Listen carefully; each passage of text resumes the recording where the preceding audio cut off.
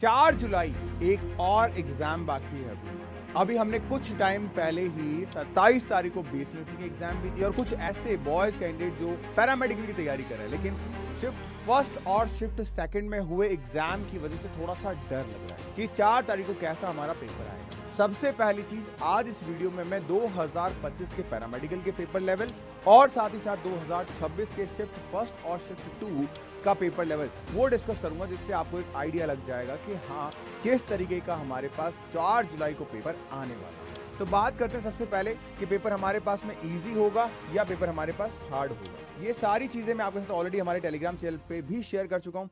किस तरीके से आपको पढ़ना है उसके लिए marathon classes and many more things जो है वो भी मैं आपके साथ में हमारे टेलीग्राम चैनल पे शेयर कर चुका हूँ, क्योंकि पूरा का पूरा बीएससी नर्सिंग का पेपर अगर हमारे मैराथन क्लासेस से आ रहा है तो अगर कोई बच्चा तैयारी कर रहा है तो बस 12 मैराथन हमने ली है, वो 12 मैराथन करके चला जाए उसका बेड़ा पार हो जाएगा। बात करें सबसे पहले 4 जुलाई को एग्जाम है हमारा। इस एग्जाम में शिफ्ट फर्स्ट का जो पेपर आया था उसमें अगर मैं बात करूं फिजिक्स, फिर हमारे पास में केमिस्ट्री और फिर हमारे पास में बायो। तो फिजिक्स यहाँ पे बहुत कैलकुलेटिव था, यानी मैं ये कह सकता हूं कि फिजिक्स में न्यूमेरिकल अप्रोच नो डाउट ज्यादा होती है। हमेशा लगभग 26 के आसपास क्वेश्चन न्यूमेरिकल के रहते हैं। इस बार बच्चे बता रहे हैं उस हिसाब से लगभग 28 से 29 क्वेश्चन हमारे पास में न्यूमेरिकल बेसिस पे थे। वहीं केमिस्ट्री में अगर मैं बात करूं तो यहां पे paper as compare to last year easy था, तो यहां मैं इसको मॉडरेट टू इजी कैटेगरी में रखूंगा। बायो का पेपर भी as compare to last year easy था। यहाँ पे क्वेश्चन जरूर आपके match the following assertion reason के थे। मैच द फॉलोइंग के लगभग जिस हिसाब से बच्चों ने बताया उस हिसाब से लगभग 12 क्वेश्चन जो थे वो मैच द फॉलोइंग के थे। इससे क्या होता है कि पेपर के अंदर मैच द फॉलोइंग वाले क्वेश्चन एक क्वेश्चन ना होके 4 क्वेश्चंस का कॉम्बिनेशन हो जाता है, जो कि थोड़े इजी थे। उसके बाद शिफ्ट सेकंड में अगर हम बात करें तो यहाँ पे एज कंपेयर टू फिजिक्स थोड़ा सा मॉडरेट था, मतलब शिफ्ट फर्स्ट के कंपैरिजन में ये थोड़ा सा इजी था। हालांकि यहाँ पे भी न्यूमेरिकल ही थे लेकिन इजी थे, और ये पेपर थोड़ा शिफ्टेड था, यानी कि यहाँ पे इक्वल वेटेज था लगभग 11th एंड 12th का हर चैप्टर का। लेकिन शिफ्ट 2 के अंदर हमारे पास क्लास 12th का वेटेज ज्यादा देखने को मिला।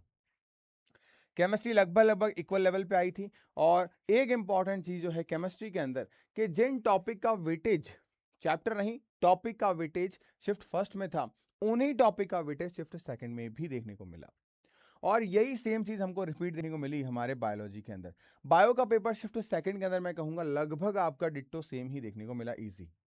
तो यानी हमारे पास में गेम चेंजर कौन हो रहा है, केमिस्ट्री और फिजिक्स जो वेरिएबल आ रहे हैं। अगर 2025 के पेपर पैटर्न की बात करें, पैरामेडिकल का ये एक अच्छे लेवल का पेपर था, इसको मैं मॉडरेट कहूंगा। पूरा पेपर ऑलरेडी हमारे पास में मॉडरेट लेवल पे था। तो यहां पे फिजिक्स, केमिस्ट्री और बायोलॉजी 2025 का पेपर एक अच्छे लेवल का, यानी कि मैं कहूंगा कि जो पेपर इस बार था बीएससी नर्सिंग का उससे अच्छा पेपर था। पेपर थोड़े लेंदी, क्वेश्चन थोड़े से ट्रिकी थे आपके। इस साल पैरामेडिकल का पेपर मेरे को एज कंपेयर टू लग रहा है कि ये आपका मॉडरेट टू इजी की तरफ शिफ्ट होता हुआ दिखाई देगा, क्योंकि नंबर ऑफ कैंडिडेट जो हैं आपके पास में इस साल पैरामेडिकल के लिए वो करीब करीब 40,000 के आसपास होंगे। और आपको पता है सीटें आपके पास में मुश्किल से 610 के आसपास सीटें हैं, यानी कि 12 के 13 एम्स आपके पास में है जो पैरामेडिकल कोर्सेज में एलिजिबल कर रहे हैं आपको। तो ये एक नपा तुला पेपर हमारे पास में रह सकता है 4 जुलाई वाला। इसके साथ साथ अगर मैं आपसे बात करूं कि आपके फिजिक्स के अंदर पेपर किस तरीके से आपको अटेम्प्ट करना है, फिजिक्स में 30 क्वेश्चन आप मान के चलिए कि न्यूमेरिकल ही रहेंगे। क्वेश्चन आपका पेपर बेस्ड पूरा न्यूमेरिकल ही रहेगा। केमिस्ट्री में भी अप्रॉक्स फिजिकल केमिस्ट्री का जितना इस बार वेटेज निकल के आया था बीएससी नर्सिंग में, तो आप मान के चलो कि लगभग आपके पास में 6 से 7 क्वेश्चन रहेंगे न्यूमेरिकल अप्रोच पे। ज्यादातर वेटेज इसका ऑर्गेनिक एंड इनऑर्गेनिक कवर कर लेगा। और ऑर्गेनिक में भी अगर मैं खास तौर से बात करूं तो यहाँ पे वेटेज इसका एक तो आईयूपीएससी और दूसरा है आपका जो नेम रिएक्शन है, इनका अच्छा खासा वेटेज है, क्योंकि बीएससी नर्सिंग में भी लगभग लगभग इन दो टॉपिक से आपको ऑर्गेनिक केमिस्ट्री में 5 से 6 क्वेश्चन देखने को मिले दोनों शिफ्ट के अंदर। उसके बाद बायो के अंदर बात करें तो बायो का वेटेज लगभग इक्वल था, लेकिन दोनों शिफ्ट में वेरिएशन ये था कि कहीं पे हमारे पास इकोलॉजी के क्वेश्चन ज्यादा थे तो कहीं जेनेटिक्स पूरा स्किप कर दिया, जेनेटिक्स से एक आध क्वेश्चन ही दिया पूरी जेनेटिक्स से। तो यहाँ इस तरीके का वेरिएशन देखने को आपको मिल जाएगा। मेरे हिसाब से अगर आप यूनिट वाइज जाएं तो आपको थोड़ा सा ध्यान रखना पड़ेगा। यूनिट के अंदर एक तो रिप्रोडक्शन वाली यूनिट आप मिस मत करिए, आप इकोलॉजी वाली यूनिट मिस मत करिए, आप बायोटेक वाली यूनिट मस्ट मिस मत करिएगा। इसके साथ क्लास 11th में अगर मैं बात करूं, हाँ क्लास 11th में इस बार प्लांट फिजियोलॉजी का वेटेज काफ़ी कम था, तो आप ह्यूमन फिजियोलॉजी वाली जो यूनिट है इनको मिस मत करिएगा। यहाँ से इजीली आपके पास में क्वेश्चन देखने को मिलेंगे और बल्क में मिलेंगे, बड़े अमाउंट में क्वेश्चन देखने को मिल जाएगा यहाँ पे आपको इन टॉपिक से। और डायग्राम बेस्ड क्वेश्चन भी आप मान के चल सकते हैं कि एक्सपेक्टेडली डायग्राम बेस्ड क्वेश्चन आपको बायो में 4 से 5 क्वेश्चन डायग्राम बेस्ड मिल जाएगा, जो कि बेस नर्सिंग में भी इस बार था। तो ये आपको ज़रूर कवर करके जाना ही जाना है। एक सेफ स्कोर की अगर हम बात करें तो हमारे पास में एक सेफ स्कोर पैरामेडिकल कोर्सेज के लिए, क्योंकि नंबर ऑफ सीट्स हमारे पास में लगभग 610 के आसपास है, तो यहाँ जो सेव स्कोर रहेगा वो लगभग आप मान के चलिए 75 प्लस, जैसा कि बीएससी नर्सिंग में था वैसा ही यहाँ पे है।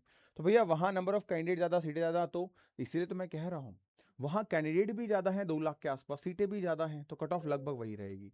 यहाँ पे हमारे पास में कैंडिडेट 40,000 और सीटें लगभग हमारे पास 610 है, तो इस वजह से कट ऑफ। और दूसरी एक इंपॉर्टेंट बात ये है कि यहाँ पे बॉयज़ एंड गर्ल्स, यानी जिन बॉयज़ के पास में लास्ट ऑप्शन था नीट का, उन्होंने भी फॉर्म फिल किया होगा, तो यहाँ कंपटीशन थोड़ा सा ज़्यादा है एज कम्पेयर टू बॉयज़ वाले रेशियो के अंदर।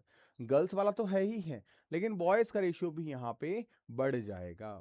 तो ये एक मेजर डिफरेंस आपको देखने को मिलेगा पैरामेडिकल के पेपर के अंदर।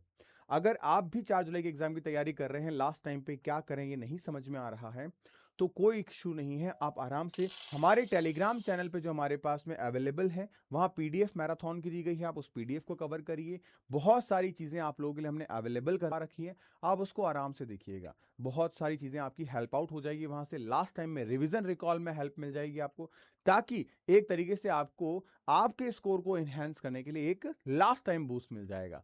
तो आप पैरामेडिकल का एग्जाम दे रहे हैं और क्या टारगेट कर रहे हैं, ये मेरे को कमेंट सेक्शन में ज़रूर बताइएगा।